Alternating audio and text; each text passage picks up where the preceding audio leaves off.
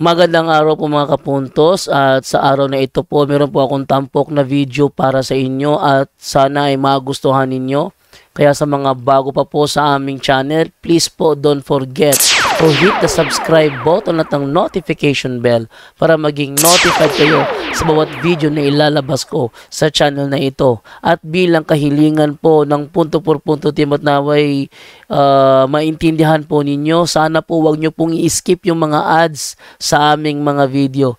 Sa maliit na bagay na po na yan, malaking tulong po yan sa ating programa at sa ating ministry. Sana po maunawaan po ninyo. Maraming salamat po, kaya wag na po natin patagalin. Simulan na po natin.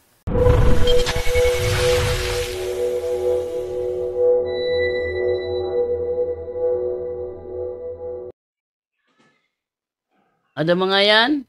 Hello, good evening. Hello, good evening bro. Wait lang. Here. Hello. Hi, Hello. good evening. Go ahead bro. Good evening bro.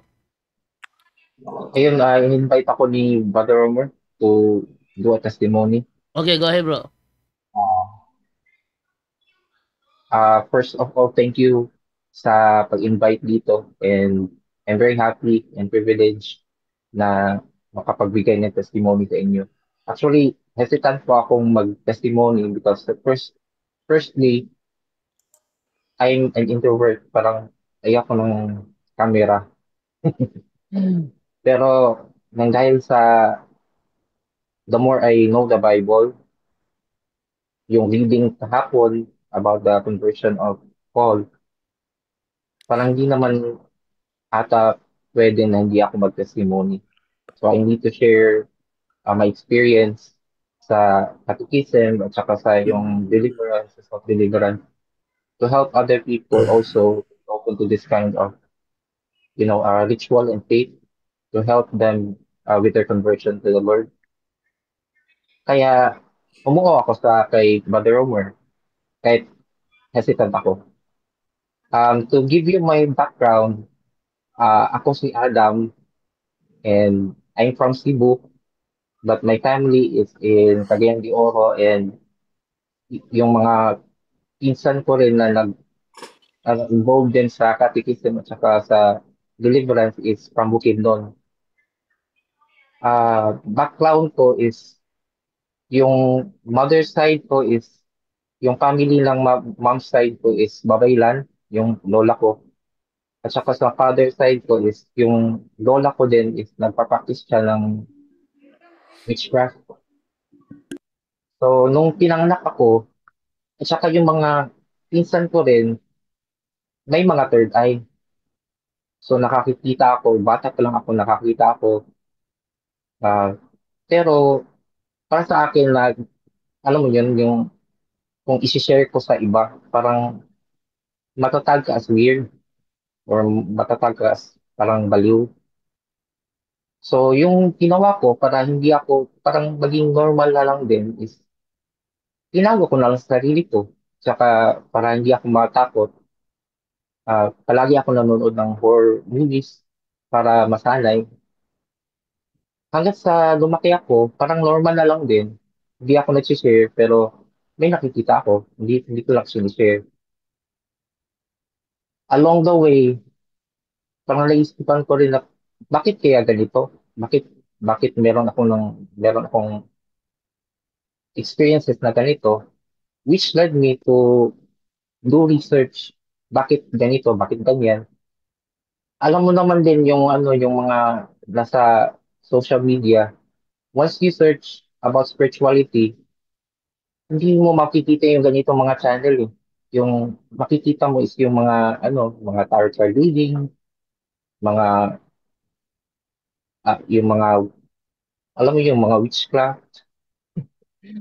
Naging interesado ako noon to the point wherein marunong na ako magbasa ng tarot, yung reading, card reading, marunong na ako mag-prophecy.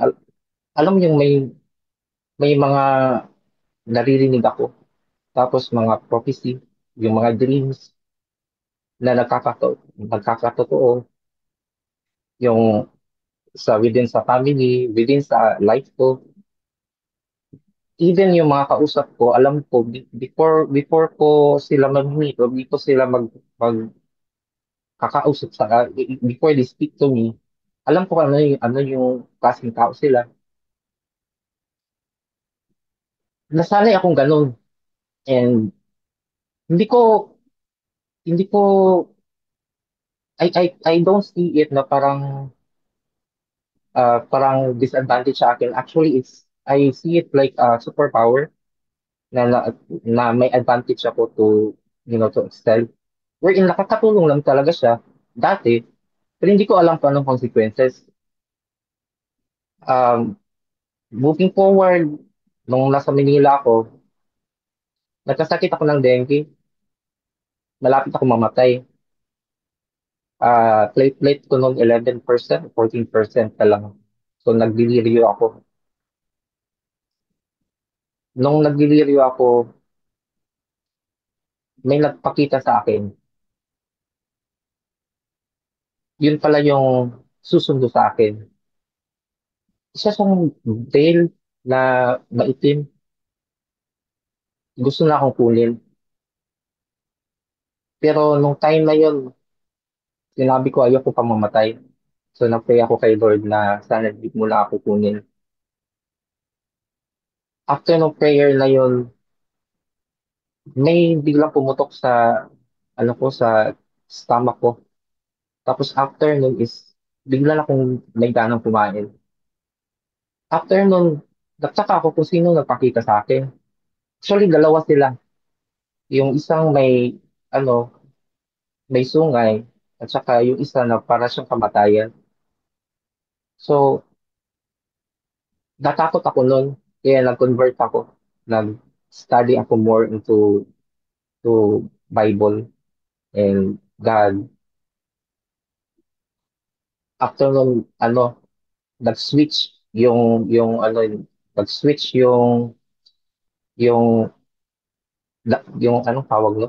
Yung takbo ng mga messages ko. More na siya on being good, more na siya on going to church. Pero meron pa rin ako narinig na wag mo gawin to, wag mo gawin yan. So akala ko na guardian angel ko siya. So parang okay na rin sa akin yun kasi may gabay sa akin. Nagpatuloy yun ng gano'n na parang okay lang ako. Dumating yung time na namatay yung uncle ko sa Bukidnon. At saka, nung nilibing siya, yung auntie ko naman nag-collapse.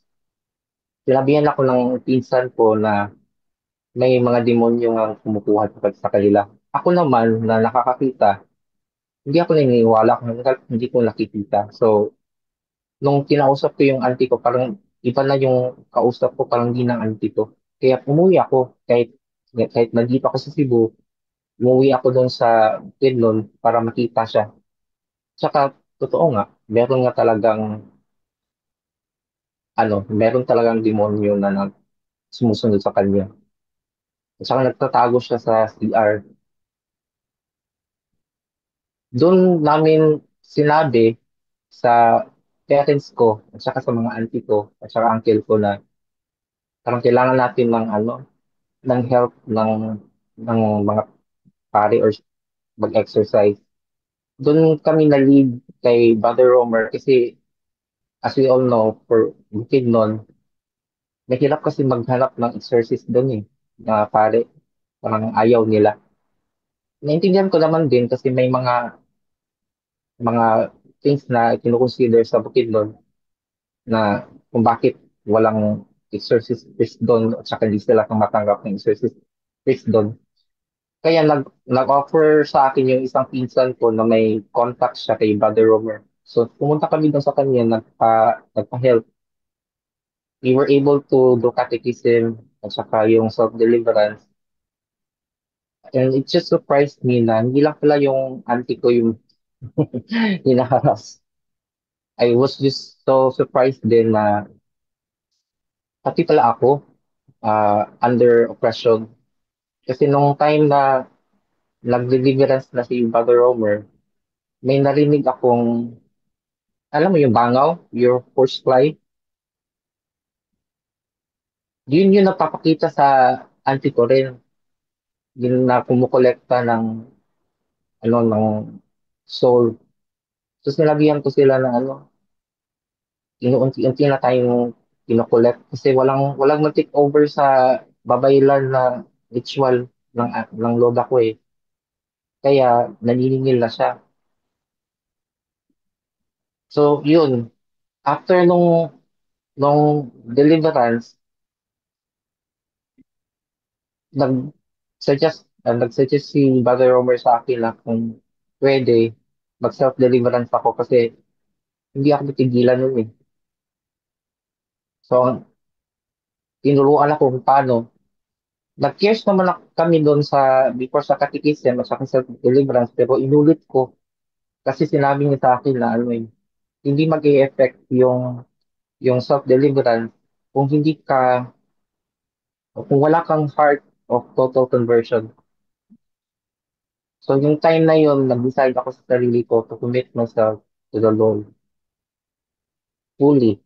Hindi lang yung ano, yung lukewarm na, sige, simba lang ako, mag-aaral ako kung gusto kong mag-aral ng Bible, pag hindi, hindi. Yun, nag-commit talaga ako sa kay Lord na, sige, kung ito yung gusto mo, I'll commit my life to you. At saka sundin ko, from now on, susundin ko kung ano yung mga activities sa church. Ginawa ko yung cares, yung confession, nilista ko talaga lahat ng mga kasalanan ko. At saka nag-adoration ko, nag-adoration ako for an hour. At saka nag-pray ng rosary. At saka nag-take na communion. After nung gabing yun, nag-self-deliverance ako. Yung first time kong self-deliverance, I was kinda, hindi naman scared, no? Pero alam mo yung, ano, after nung part wherein isisil mo yung room, ah, tapos magka-cast out ka na ng, ano, deliverance prayer para to cast them out. Hindi si, may narinig ako eh. May nag-wild, may nagdadabog sa loob ng CR. Para siyang ano, para siyang taong baka yung boses. Galit na galit siya kasi hindi siya makapasok sa loob ng room. Pero tinuloy ko pa rin yung deliverance, self-deliverance nun kahit ganun yung situation. Pagkabukas, nakita ko na lang yung salamin ko, yung makapal na salamin na durog na.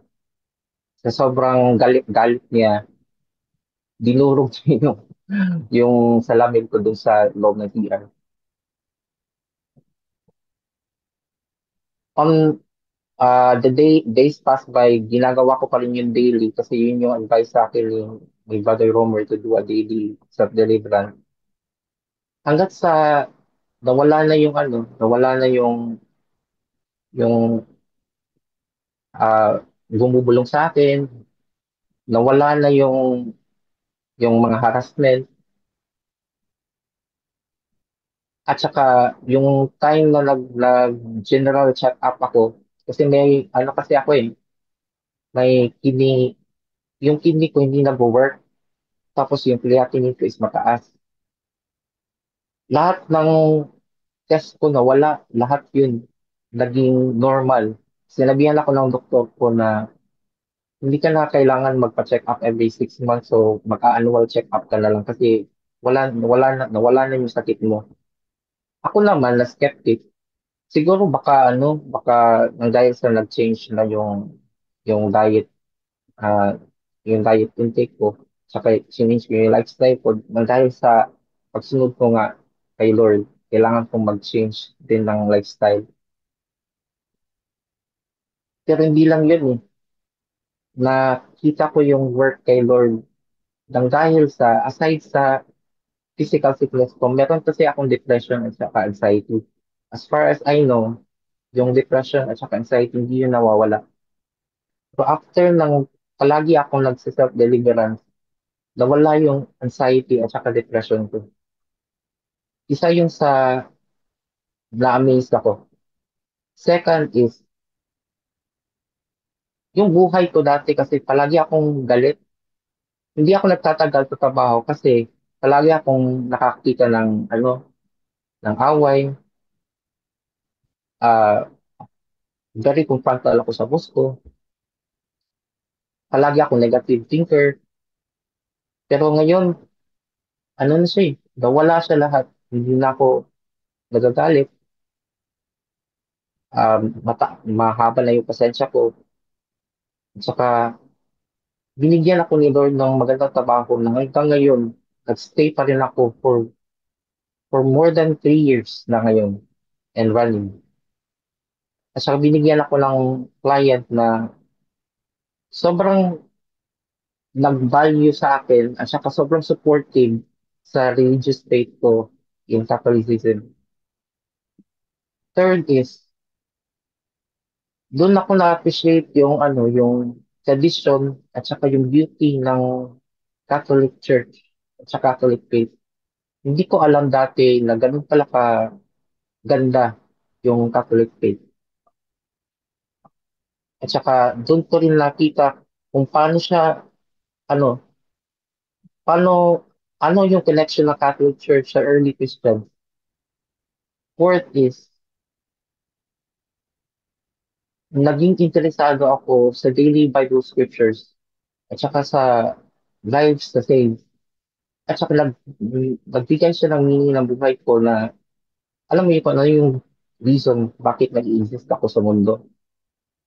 Hindi lang para maging mayaman o makatulong sa pamilya or being a breadwinner or being a provider.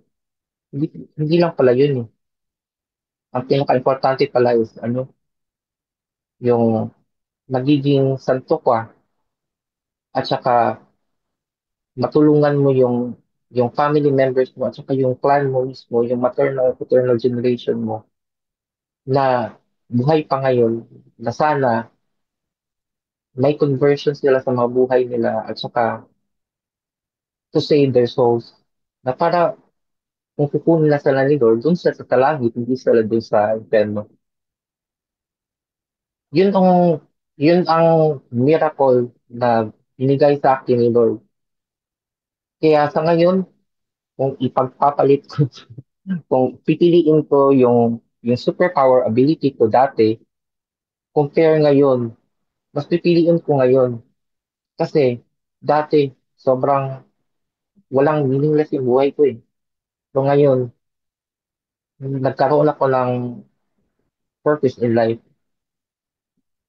Clear na lahat kung bakit ako nag-exist, bakit ako may trabaho na ganito. Third is, nagkaroon ako ng peace. Alam mo yung makakatulong na ako ng mahimbing, nakakatulong talaga ako ng totoo sa mga taong lumalapit din sa akin. So, hindi ko na ipagpapalit yun. Hindi ko pagpapalit to anything yung binigay sa akin ni Lord ngayon. Na siya mismo yung binigay ng sarili niya sa akin sa buhay ko. Kaya I'm thankful din sa kay Father Romer na na-meet ko siya at saka tinulungan niya ako at saka yung pamilya ko at saka yung buong clan ko sa Anita clan family na ma-introduce sila ma-introduce sila sa battle between the good and the evil na nangyayari ngayon.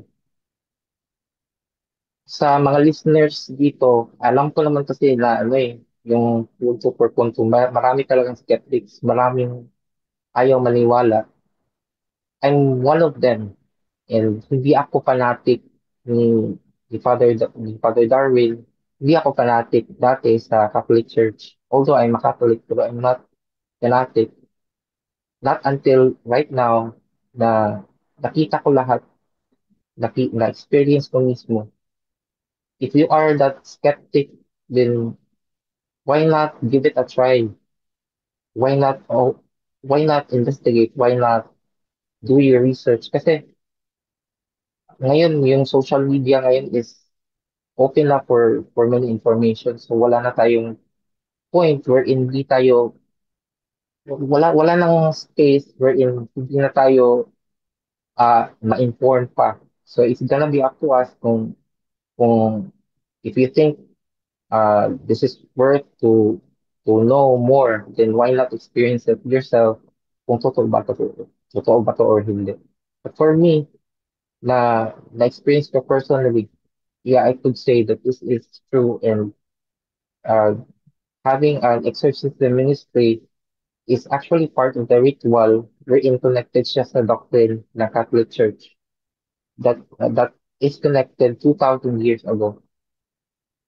And it's helpful for me, it's helpful sa relationship ko sa kay Lord at saka sa pamilya ko. I hope na sa mga nakakarinig dito ngayon, especially sa family members ko at saka sa relatives ko, na you have to, I think it's time for you to turn yourself to God and then commit yourself truly to Him. Kasi